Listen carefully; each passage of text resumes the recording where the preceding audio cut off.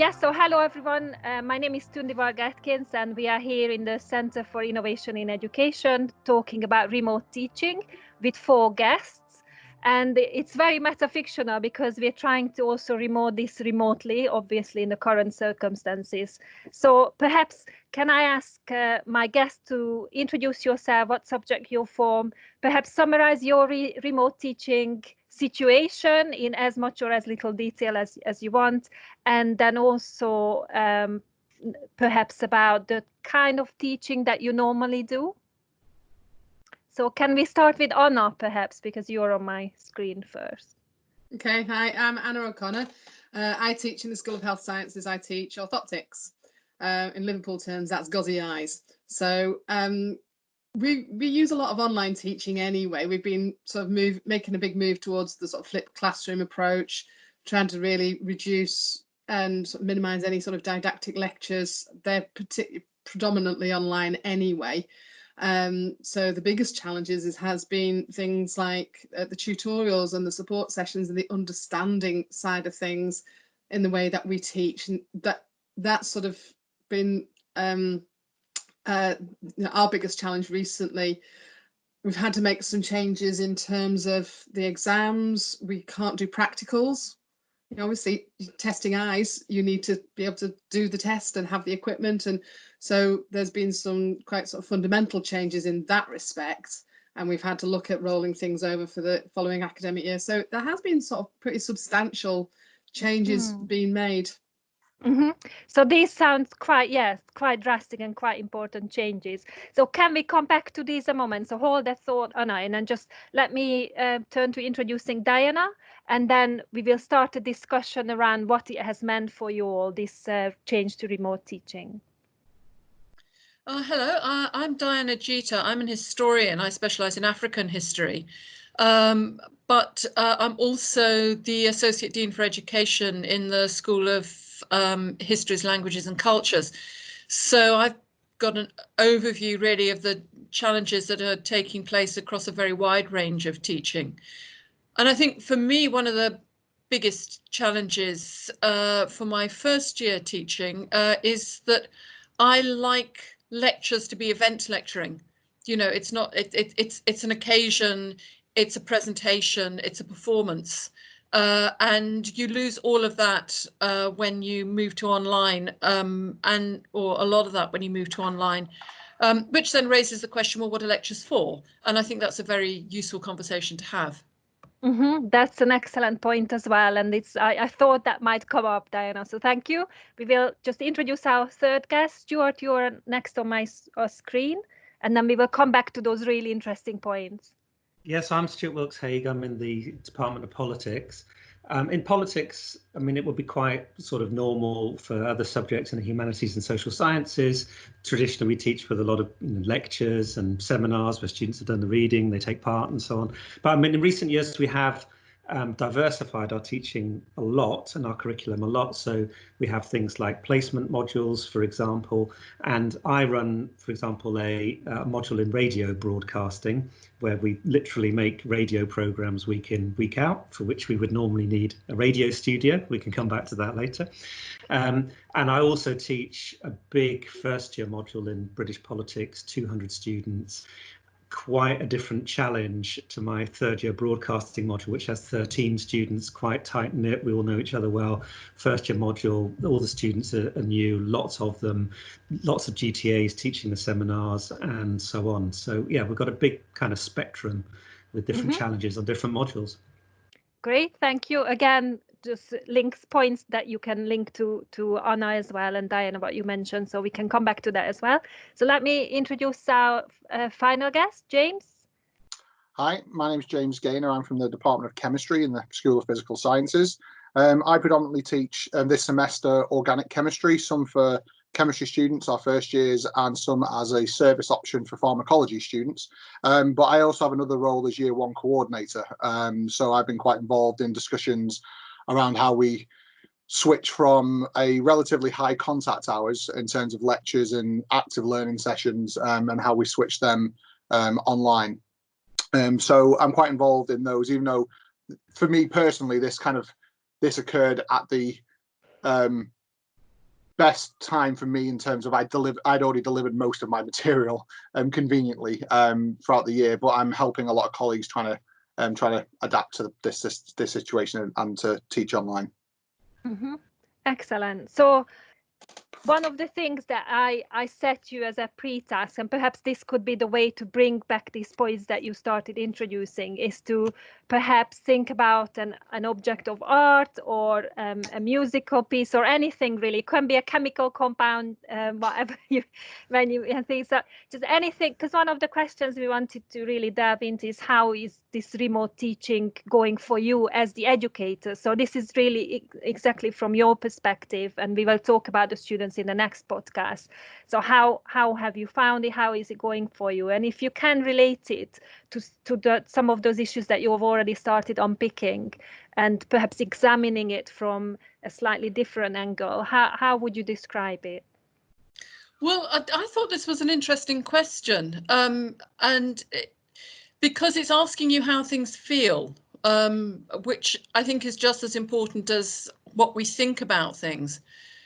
And I was thinking, for me, normal teaching, although whether anything will ever go back to what we used to call normal is a moot, but the way that we used to teach was kind of, it was like an early Beatles pop song. It's comfortable, it's structured, we know where it's going, everything falls into place. It's all simple, pleasant, structured, and jogs along nicely. And now I feel it's all gone a bit Beefheart.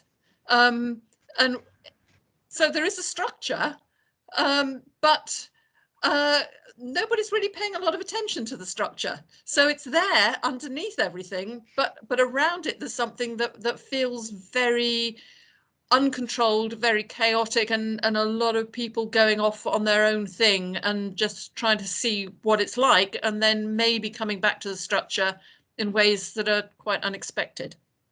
Mm-hmm. Any reactions? Similarities? Well, I went for music as well. I mean, anybody who knows me knows that I need no excuse to make a themed playlist on Spotify.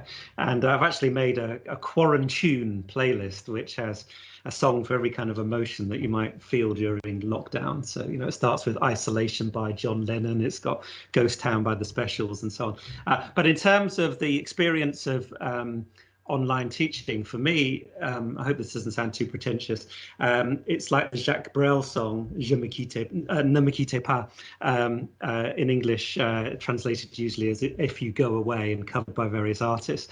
And what you've got in that song is this kind of arc of emotion that goes up and down all the time, and at times absolutely desperate when he feels like his lover's going to leave him, and then the hope kind of comes in again and the music becomes slightly more optimistic.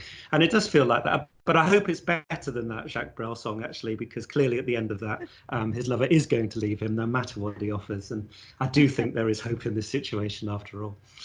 So what were your hope and the down moments then so far? Well, I think, you know, it is very challenging, right?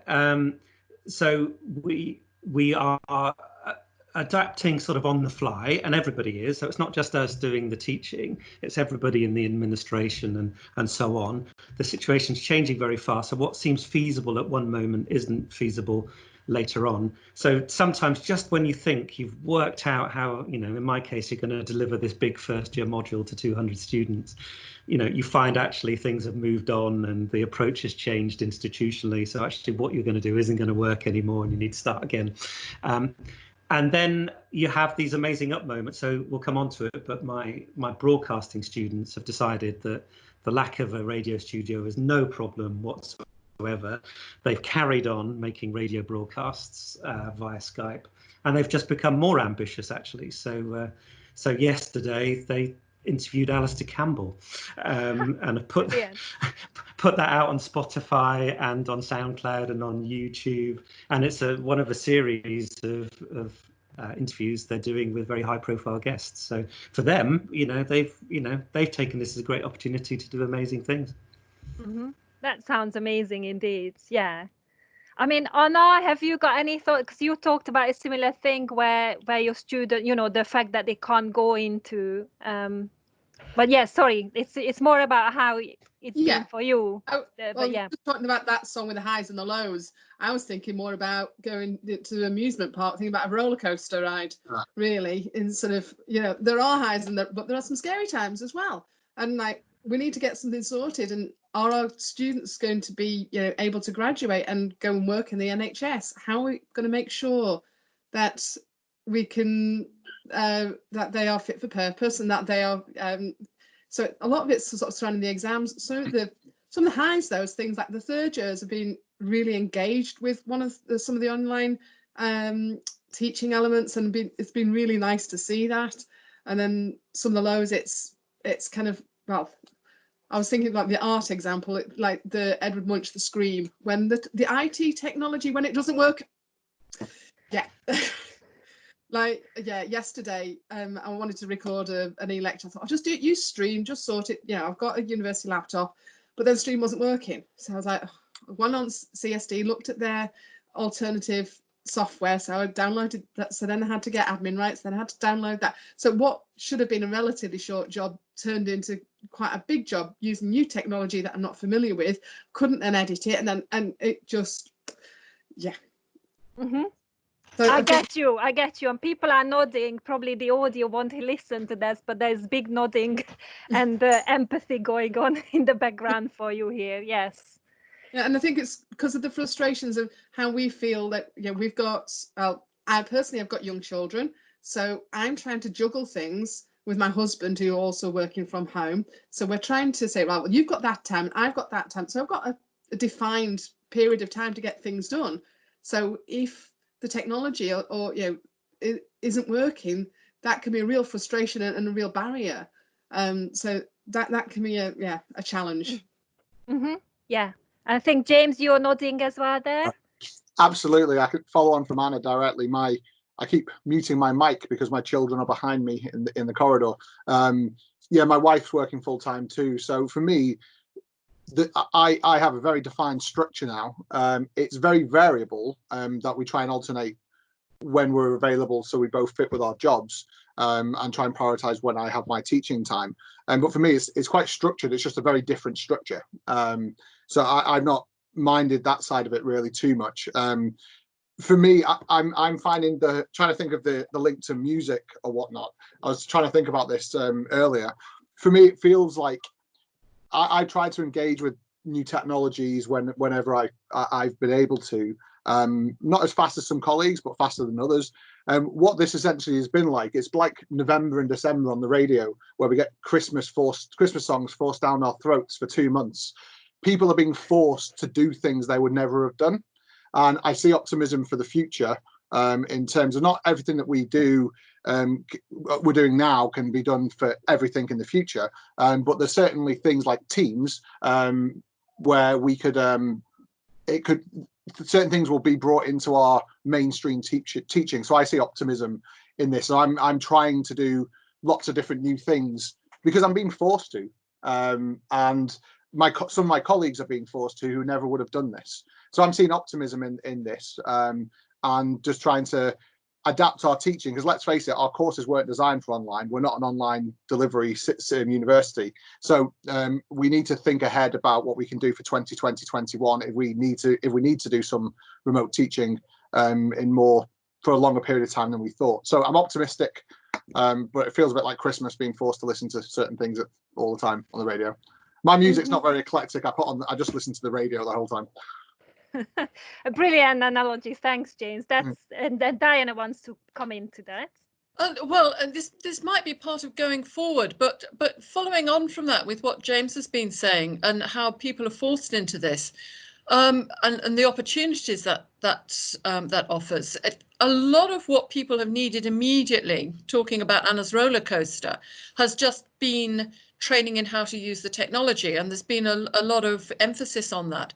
But as somebody who has done a lot of online teaching for the Open University, what's very clear to me is that it actually requires a different pedagogy.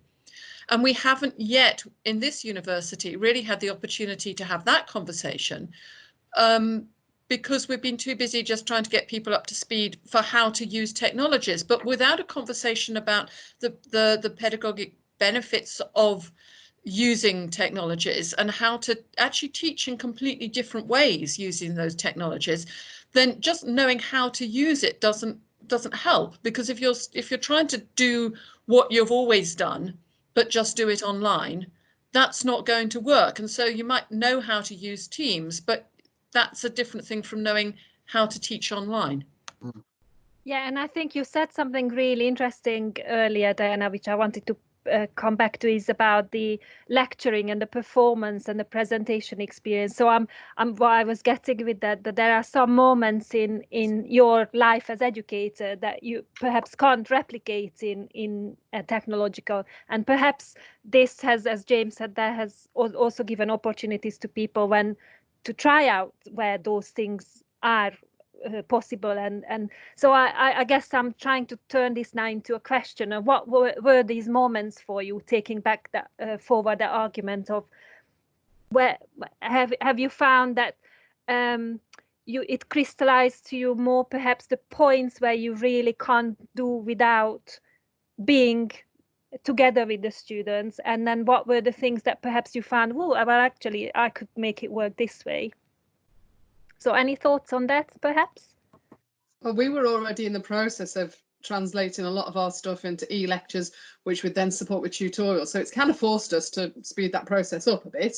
So we've got a bank of resources, and now, and I think it was James who was saying about sort of trying new technologies, at least trying to see what works, what helps the students learn, what they engage with, there's lots of these questions that we're sort of just having to, suck it and see, try and have a go, and all, keep asking the students as well, how is this working, what, but making sure that we're ensuring that they understand the materials in time for the assessments, which are not far off. So there's a lot of things going on at the same time. Mm-hmm. Okay, well, thank you. I think we are coming to the end of talking about your experience as the educators, and in the next podcast we will uncover how it's working for students, and how we might go from here. But is there any final words or final thoughts you wanted to pick up on in terms of how has it been for you and for your colleagues, or a summary that stood out from this conversation? There was a lot of discussion at the start about the need to support students and students' sense of being out of control and being scared. And we perhaps didn't pay enough attention to how many staff members were entirely unfamiliar with any kind of distance learning and how scary it was for them. I think the university did catch up on that, but I think it took it sort of a little bit longer than it should have done, which, we were all making it up as we went along. I'm not criticising the university, but I think quite a few members of staff disengaged quite profoundly because they needed to for their own mental health. And so we lost some valuable time. I think we're getting back on top now, and I think things are settling down. As I go back to my Beefheart analogy, there's a kind of renewed sense of what the underlying beat is, the underlying structure is. We're beginning to see it again. But we did have a period of quite extreme chaos, I think, and fear, which links again with Anna's roller coaster right at the start, that it in retrospect, it would have been nice if that had been more acknowledged, but quite rightly, perhaps we were focusing more on the students at that point. I think I'd quite like to get off the roller coaster at some point, though. Maybe go onto the horses that go round and round. That nice and calm. Just little bits up and down. Yeah, that would suit me. If I could just add one thing as well, we haven't mentioned, I think it's important to recognise that Liverpool, like most universities, also went into this transition on the back of a very long period of industrial action. So actually a lot of students, they only had 4 or 5 weeks teaching, and we were in that period of industrial action. Then we suddenly had to move immediately when that ended to this radically new form of teaching at the drop of a hat.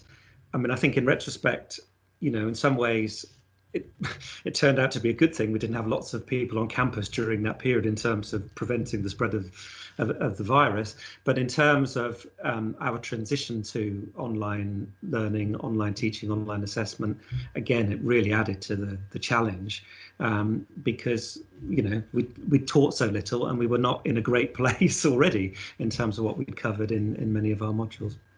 Yeah, I think that's definitely the case. Yeah, that it's I mean, you couldn't imagine a more perfect, in the bad sense of it, the perfect storm comes to mind. It's, yeah.